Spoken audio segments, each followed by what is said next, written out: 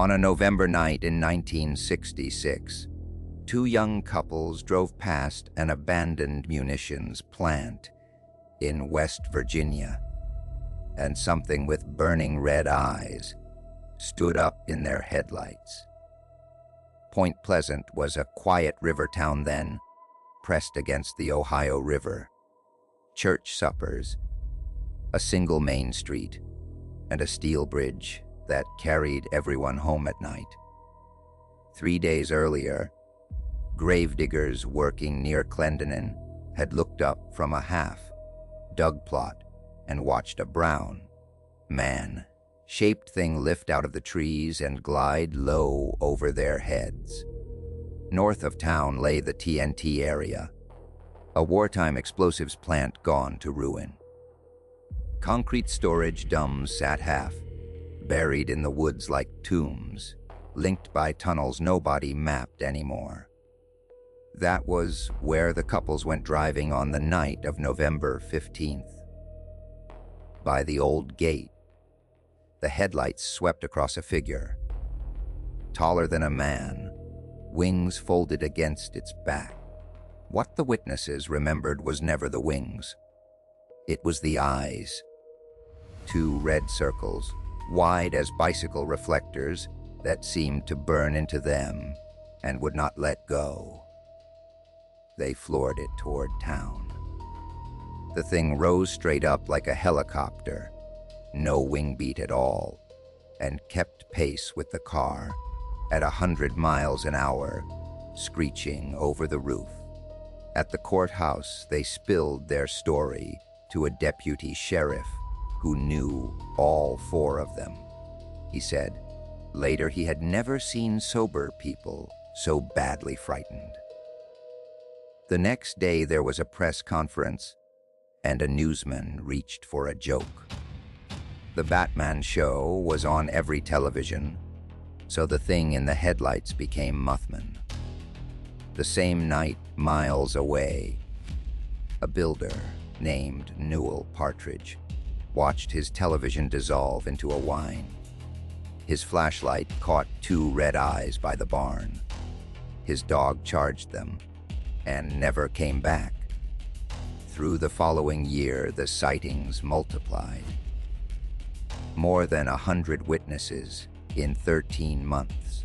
Housewives, firemen, pilots, people who had nothing to gain and plenty to lose by talking. Officials offered a tidy answer: a lost sandhill crane, a tall bird with red around its eyes.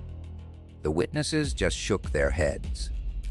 Cranes do not chase cars. Cranes do not scream like that. And stranger things rode in with it. Lights that hung over the river and slid sideways. Telephones that clicked and breathed.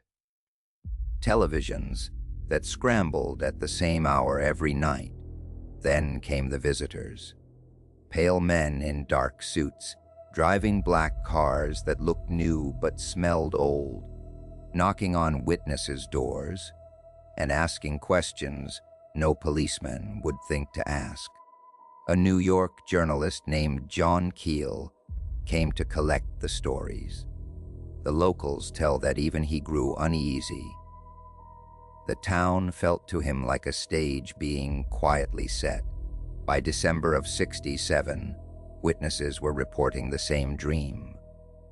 The Ohio River at night, screaming, and Christmas presents, dozens of them, floating face down in the black water.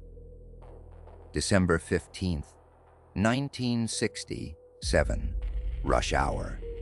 The Silver Bridge stood bumper to bumper with Christmas traffic, headlights strung across the Ohio like lights on a tree. The bridge hung from a chain of steel bars, and the whole design carried a flaw. If a single link failed, there was nothing left to hold.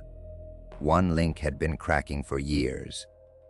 At 5:04 in the evening, the link let go. Witnesses heard a sound like a gunshot, and in less than a minute the Silver Bridge folded into the river, cars and all. 46 people died in the freezing water that night. 2 of the bodies were never found. Some of the victims had reported seeing the red-eyed thing in the weeks before. And after the bridge fell, the sightings simply stopped. Whatever had walked the TNT area for 13 months was gone, as if its business in Point Pleasant was finished. The town has asked the same question for 60 years. Was the creature a cause of what happened, or a warning that nobody knew how to read until it was too late? Some reached for an older story, a Shawnee leader betrayed and shot on this ground 2 centuries before, who they say cursed the river valley with his dying breath. Today, Point Pleasant wears its monster gently. A silver statue downtown, a museum, a festival every September. Daylight makes it easy. Daylight makes it almost charming. But ask the locals about the TNT dumbs after dark, and the smiles thin. Because if you ever catch red eyes on a back road at night, they won't tell you to run. They'll tell you to check the bridges.